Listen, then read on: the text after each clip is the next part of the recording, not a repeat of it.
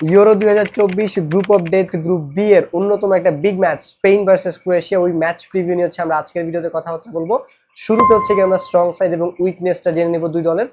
আমি যদি স্ট্রেংথের কথা বলি তাহলে স্পেনের সবচেয়ে বড় স্ট্রেংথের জায়গা হচ্ছে ওদের মিডফিল্ড, ওদের অ্যাটাক, ওদের ডিফেন্স। প্রত্যেকটা জায়গায় ওদের এনাফ প্লেয়ার আছে। যেই জায়গায় যে ধরনের প্লেয়ার আসলে দরকার ওদের প্রত্যেকটা প্লেয়ারই আছে, বাট একটা সমস্যা, প্রপার কোনো স্ট্রাইকার নাই। You can say Alvaro Morata, yes. Even এই টিমে যারা খেলতেছে তাদের মধ্যে অন্যতম সিনিয়র একজন প্লেয়ার হচ্ছে কি আলভারো মোরাটা, বাট ও কিন্তু আসলে গোল স্কোরিং এর দিক থেকে ওরকম কনসিস্টেন্ট না।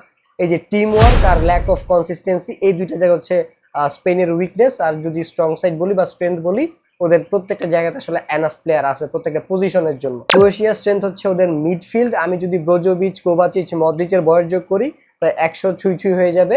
সো ওই যে এক্সপিরিয়েন্সটা মিডফিল্ডের, এটাই আসলে ওদের সবচেয়ে বড় স্ট্রেংথের জায়গা। আরেকটা যেটা স্ট্রেংথ সেটা হচ্ছে ওদের বিগ কম্পিটিশনগুলোতে পারফর্ম করার অ্যাবিলিটি। ওরা মেন্টালি অনেক স্ট্রং, একদম হার না মানা মেন্টালিটি। আমরা জানি 2018 সালে ওরা ওয়ার্ল্ড কাপ ফাইনাল খেলছে, গত বছর ওরা 2022-এর ওয়ার্ল্ড কাপে ওরা সেমিফাইনাল খেলছে, গত ইউরোতে ওরা ভালো করছিল। তো সবকিছু মিলায় আসলে এই যে ওদের বিগ কম্পিটিশনগুলোতে পারফর্ম করার অ্যাবিলিটি, এটা ওদের জন্য অনেক বড় একটা স্ট্রেংথ। এবং অলরেডি কিন্তু ওদের ওই বিলিফটা আছে যে আমরা 18-তে ফাইনাল খেলছি, 22-এর ওয়ার্ল্ড কাপে সেমিফাইনাল খেলছি। তো ওই স্ট্রেংথটা ওদেরকে আসলে মেন্টালি আরো অনেক বেশি আগায় রাখবে। যদি উইকনেসের কথা বলি তাহলে আসলে মিডফিল্ড ছাড়া বাকি জায়গাগুলো একটু খাপ ছাড়া। আমি যদি বলি যে স্ট্রাইকিং পজিশনে ওদের একটা ভালো রকমের উইকনেস আছে। একটা আমার ইচ্ছে যদি ওই পজিশনটাতে খেলবে। উইঙ্গার পেরিসিচ ইনজুরির জন্য অনেকগুলো ম্যাচ আসলে মিস করছে। তারপর আমরা যদি বলি ফুল ব্যাকের কথা, এই জায়গাটাও আসলে ওদের খুব ভালো রকমের একটা উইকনেস আছে। সেম অ্যাজ ডিফেন্ডার, এক ভার্জিওল ছাড়া আসলে আপনি ভিদার কথা বলতে পারেন, আপনি সুটলের কথা বলতে পারেন, বাট আদারওয়াইজ ভার্জিওল ছাড়া আসলে এখানে অত বেশি ডেঞ্জারাস ডিফেন্ডার আসলে কেউ না। সো বাকি জায়গাগুলোতে ওদের একটা উইকনেস অবশ্যই আছে। আমরা যদি কম্বাইন্ড এক্সাইতে যাই তার আগে আমরা প্রেডিক্টেড এক্সাইটা বলে নেই দুই দলের।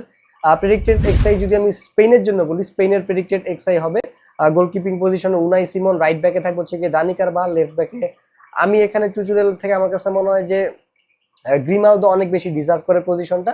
The way he played at for Bayer Leverkusen at Bundesliga, I think I will choose Grimaldo. এবং আমার কাছে মনে হয় গ্রিমালদো স্টার্টিং পজিশনে না খেললেও সাবস্টিটিউট হিসেবে অবশ্যই নামবে, বাট স্টিল আমি ওকে স্টার্টিংয়ে রাখতেছি চুচুরেলের উপরে। সেটা হচ্ছে গিয়ে Grimaldo as left back. And CB হিসেবে এটা একটু প্যারা হয়ে যেতে পারে। আমার কাছে মনে হয় নাচো স্টার্ট করবে, বিকজ চ্যাম্পিয়ন্স লিগে এবং লা লিগাতে লাস্টের দিকের ম্যাচগুলো কিন্তু নাচো মানে স্টার্টিং 11-এ খেলছে এবং খুব ভালো পারফর্ম করছে।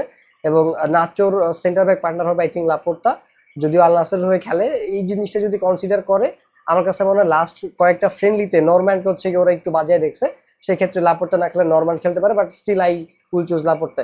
আমি যদি মিডফিল্ডের কথা বলি, it's a compact midfield for Spain. Pedri, Rodri সেই ফর্মে আছে, ইভেন ও গোল স্কোরারও হইতে পারে এবং সবচেয়ে বেশি ইফেক্টিভ প্লেয়ার হইতে পারে স্পেনের জন্য। এবং আরেকটা পজিশনে থাকে বলছে ফাবিয়ান রুইজ, বিকজ এই জায়গাটাতে লাস্ট একটা ফ্রেন্ডলিতে আসলে ফাবিয়ান রুইজ স্টার্টিং 11-এ ছিল। আমরা যদি অ্যাটাকিং এর কথা বলি, নিকো উইলিয়ামস, লামিন ইয়ামাল এবং আলভারো মোরাটা এবং মাইকেল ওয়েরজাবাল হচ্ছে কি আমার সাবস্টিটিউট হিসেবে নেমে একটা গোল করে দিতে পারে, যেটাও গত দুই তিনটা ফ্রেন্ডলি ম্যাচেও করছে। ইভেন স্পেনের গোল স্কোরিং অ্যাবিলিটি কিন্তু, যদিও স্ট্রাইকিং পজিশন থেকে গোল সব প্রায় 6-7 জন different goal scorer, last 3 match ওদের 13টা গোল, লাস্ট 2 ম্যাচে 5টা করে গোল। সো ওরা কিন্তু গোল করবে ভাই, ঠিক আছে। যদিও ব্রাজিলের এগেনস্টে মানে 3টা ম্যাচের মধ্যে একটা দলই আসলে স্ট্রং ছিল, ব্রাজিল। স্টিল ওরা 3টা গোল মারছে ওই জায়গাতে। এবং ওদের যে উইকনেস ডিফেন্সে একটু সিবিতে প্রবলেম থাকবে, সেটার একটা হচ্ছে ওরা 3টা কিন্তু হজমও করছে আবার। সো এটা এখান থেকে আমরা বলতে পারি এটা হচ্ছে আমাদের স্পেনের প্রেডিক্টেড এক্সাই। আমরা যদি ক্রোয়েশিয়ার প্রেডিক্টেড এক্সাই বিবেচনা করি, গোলকিপার হিসেবে লিভাকোভিচ থাকবে, রাইট ব্যাক হিসেবে হচ্ছে কি আমাদের থাকবে স্টানিসিচ। এবং আমরা যদি বলি যে সিভি সেন্টার ব্যাক হিসেবে আই থিঙ্ক এখানে ভিডা এবং ভার্দিওলি থাকবে। হয়তো ভিদের জায়গাটা একটু চেঞ্জ হতে পারে, বাট লেফট ব্যাক হিসেবে আমার কাছে মনে হয় যে সোসাই খেলবে, আয়াক্সের সোসা। এবং আমরা যদি মিডফিল্ডের কথা বলি তাহলে লুকা মদ্রিচ, ব্রোজোভিচ এবং হচ্ছে গিয়ে আমাদের কোভাচিচ। তবে ব্রোজোভিচ যেহেতু এখন একটু আল নাসের হয়ে খেলতেছে এবং সৌদি প্রো লিগে চলে গেছে, হয়তো ব্রোজোভিচকে দিয়ে স্টার্ট নাও করতে পারে, সেই জায়গাটাতে টরিনোর ব্লাসিচ হচ্ছে গিয়ে স্টার্ট করতে পারে। আমরা যদি অ্যাটাকের কথা বলি তাহলে এখানে স্ট্রাইকিং পজিশনে ক্রামারিচ, লেফট উইঙ্গার হিসেবে আই থিঙ্ক পেরিসিচি খেলবে, এক্সপেরিয়েন্স প্লেয়ার, যদিও ইনজুরির জন্য অনেকগুলো ম্যাচও এই সিজনে মিস করছে।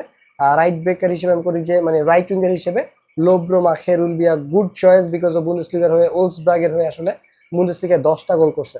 সো এই ছিল আমাদের প্রেডিক্টেড এক্সে। আমরা যদি দুই দলের মিলে একটা কম্বাইন্ড এক্সে ক্রিয়েট করি, সেক্ষেত্রে আমার কাছে মনে হয় ক্রোয়েশিয়ার 3টা প্লেয়ার আসলে সুযোগ পাবে, লোব্রো মাখের, লামিন ইয়ামালের জায়গায় লুকা মদ্রিচ, ফাবিয়ান রুইজের জায়গায় আর হচ্ছে ভার্দিওল আমাদের নাচোর জায়গায় বা হচ্ছে কি লাপোর্তার জায়গায়, এই জায়গাটাতে আমরা আসলে ভার্দিওলকে সুযোগ দিতে পারি। এছাড়া স্পেনের সাথে কম্পেয়ার করলে ক্রোয়েশিয়ার কোনো প্লেয়ার আসলে এই তিনজন বাদে ওইভাবে ডিজার্ভিং হয় না কম্বাইন্ড এক্সাইটে।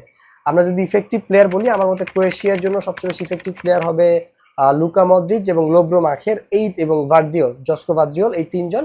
আর আমরা যদি স্পেনের জন্য যাই, স্পেনের জন্য লামিন ইয়ামাল, নিকো উইলিয়ামস, আর হচ্ছে গিয়ে মিডফিল্ড থেকে রদ্রি। ঠিক আছে, এই তিনজন আমার মতো হচ্ছে গিয়ে এবং যদি লেফট ব্যাকে আমাদের গ্রিমালদো স্টার্টার হয়, তাহলে এরা হচ্ছে গিয়ে আমার হইতে পারে, ইফেক্টিভ প্লেয়ার হইতে পারে।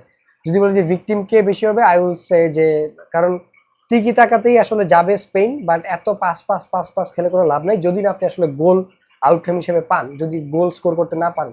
সো ওই জায়গা থেকে আমার কাছে মনে হয় যে ক্রোয়েশিয়ার মিডফিল্ড এবং ডিফেন্স, গোলকিপার, এই জায়গাটাতে ওদেরকে আসলে অনেক বেশি স্ট্রাগল করতে হবে, স্পেশালি ডিফেন্সকে। ওরা অনেক বেশি ভিকটিম হবে এই ম্যাচে। গোল স্কোরার যাদেরকে আমি ইফেক্টিভ প্লেয়ার বলছি, এরাই আসলে গোল স্কোরার হইতে পারে। আমি নর্মালি ডিফেন্ডারদেরকে আসলে ধরি না, বাট ভার্দিওলকে ধরা হয়েছে বিকজ ও গোল স্কোর করছে।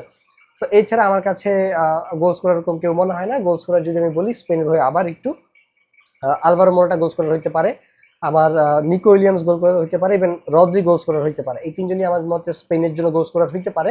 আর যদি সাবস্টিটিউট হিসেবে নেমে মাইকেল ওয়েজাবেল গোল স্কোর করতে পারে, ঠিক আছে, ওই কাজটা করছে ফ্রেন্ডলিতে।